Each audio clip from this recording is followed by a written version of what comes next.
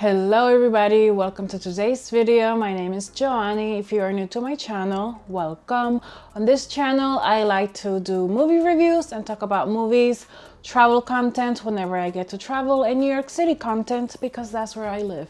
So if you're into that sort of thing, please consider subscribing. I post videos every week and I would love to have you join my community. On today's video, I want to share with you my favorite movies of 2023. There has been so many movies this year. I watched, according to Letterboxd, I watched 102. Actually, I think I watched more than that. I discovered the diary section on Letterboxd like midway through the year. So it says I watch 102, but I feel like I watch more because I was watching a movie almost every day.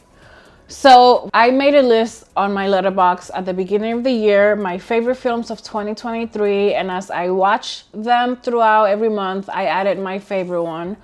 So I have 10 movies here and I'm gonna go over them with you and tell you what I liked about it. If I mention one of your favorite movies from 2023, make sure to comment below and tell me which one it was and why you loved it so much. So we're gonna begin with Megan, which premiered in January. Megan is the story of this killer doll that was created using artificial intelligence, and she evolves into her own person and just goes into a killing spree and becoming a TikTok sensation in the process. The movie was funny, it was entertaining, was suspenseful. Megan is everything a killer doll should be, and I am looking forward when they decide to make Megan versus Chucky because it's only a matter of time until that happens. The next film on my list is Missing with Storm Reid from Euphoria. I love the way this story was told. It was all through cameras, security cameras, social media, phone calls, texts. It was like they took you into this social world. There was not one regular camera in there. It was all through some sort of security system or some sort of social media. And I thought that was really clever and original. It is apparently, I guess, a sequel to another movie that's similar to it or from the same people. I haven't seen that. I don't even remember the name of it. I'll look it up and insert it here somewhere. But I just love the way they told this story. And I actually really love Storm Reid, her performance in this film.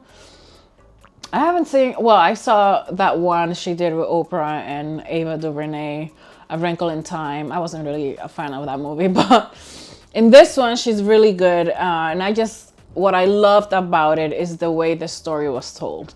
And it was really suspenseful. The twist at the end, I was like, what? So it is a really good movie and I enjoyed it. So you can check it out. I think it's on streaming right now. I'm not sure where, probably Netflix. I think it's on Netflix. Actually, it is on Netflix because that's where I watched it. The next film on my list is Joyride, which is a story about friendship, finding your roots, and finding yourself. It's a story about 4 friends who go on this adventure to China to help one of their friends find her birth mother. And it's just the way that it was told. The script was really funny. The performances were great. I really enjoyed the actor that played Deadeye, Sabrina Wu. They were really funny. Their delivery and how they interacted with everybody was just so funny to me. The movie was getting a lot of bad reviews, so when I went to see it, I had low expectations, but it was the funniest thing I saw that month, I think, and I just loved it. And I loved that it was an all-women cast. It was directed by a woman, which I appreciate, and I like to support. So if you want to watch Joyride, it is available on streaming. I think it's on Max. I'll find out where it is and I'll insert it somewhere here. The next movie on my list is Mission Impossible Dead Reckoning Part 1. You have to admire Tom Cruise. This man is incredible. He's like 70. I think he's 68. I'm not sure, but close to 70. And he's jumping off cliffs, doing crazy stunts, saving the movie industry by himself. I love this film. It was really well shot, full of action. I've always been a fan of the Mission Impossible films, and I don't know when this man is gonna stop making them, but I'm not gonna complain because I enjoy them. This was really entertaining, suspenseful, full of action. I love every minute of it. And Tom Cruise was great.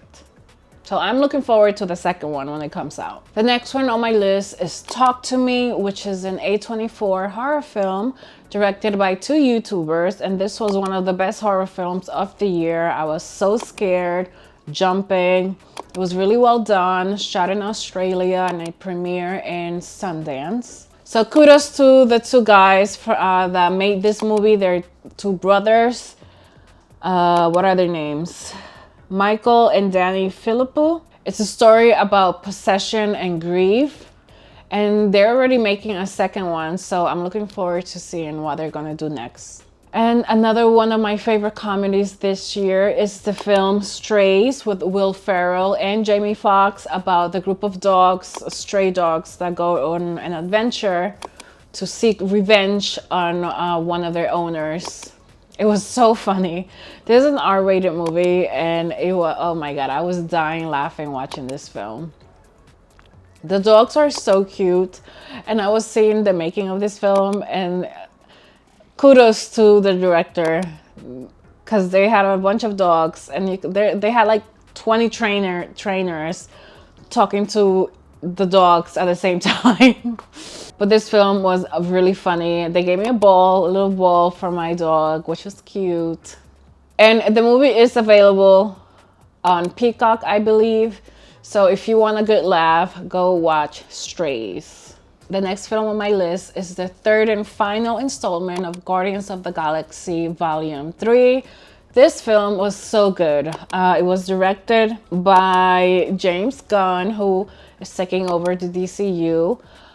This film had me crying. It tells the origin story of Rocket the raccoon, and it is just so sad. It involves animal cruelty and had this evil man as the villain.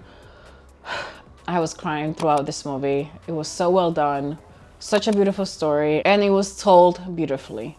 It was the perfect way to end the Guardians of the Galaxy saga, and I think this one, usually like the sequels are not as good as the original, but I feel like this one is better than Volume 1.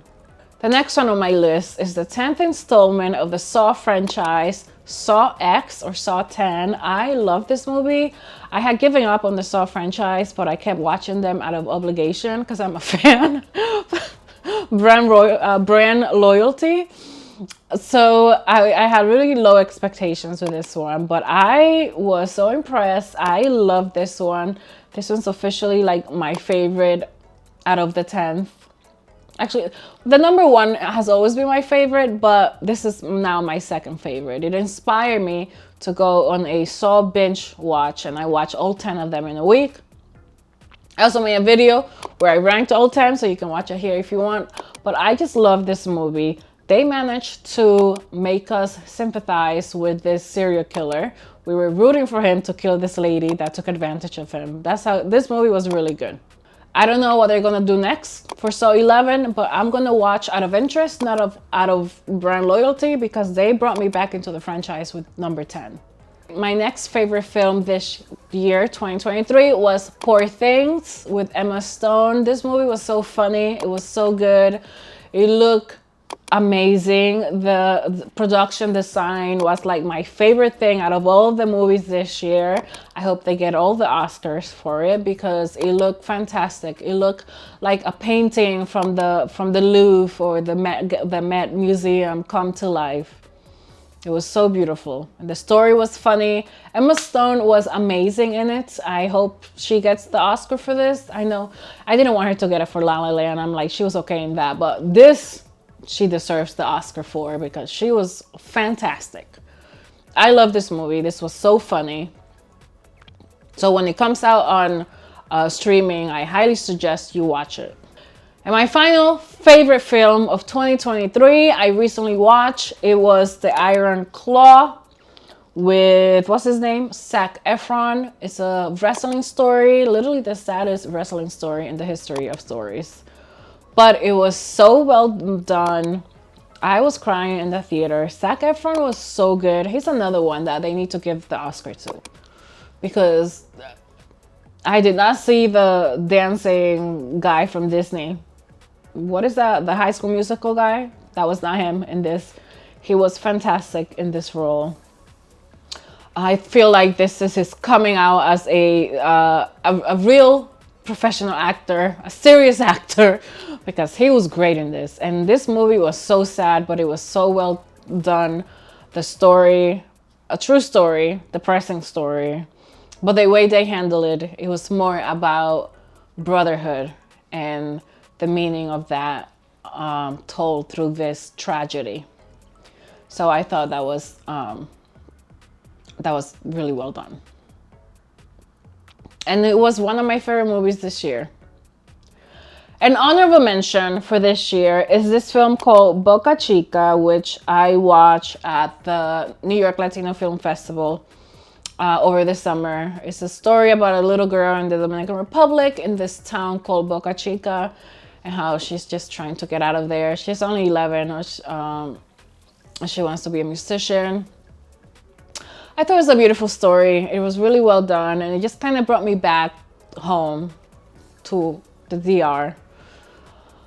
So that is my honorable mention. I originally had it on my list, but then it's nowhere on like any streaming services.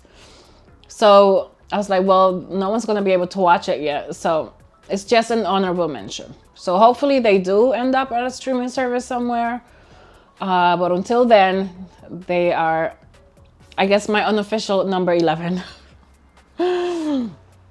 And those are my favorite movies from 2023. I am so looking forward to 2024 and all the films that are coming out. I'm gonna go watch Night Swim next week, which comes out on the 4th. It's a horror movie by Blumhouse, I believe, who brought Megan. So maybe we'll start the new year with one of my favorites, another favorite. We'll see. Comment down below and share your favorite movies from 2023. Thank you so much for watching. I hope you enjoyed this video. Happy New Year. Today is the 30th. I'll probably post this either later today if I edit it on time, or tomorrow. So I wish you a safe and happy New Year. And I hope you have a great day or night wherever you are in the world. Until next time, bye.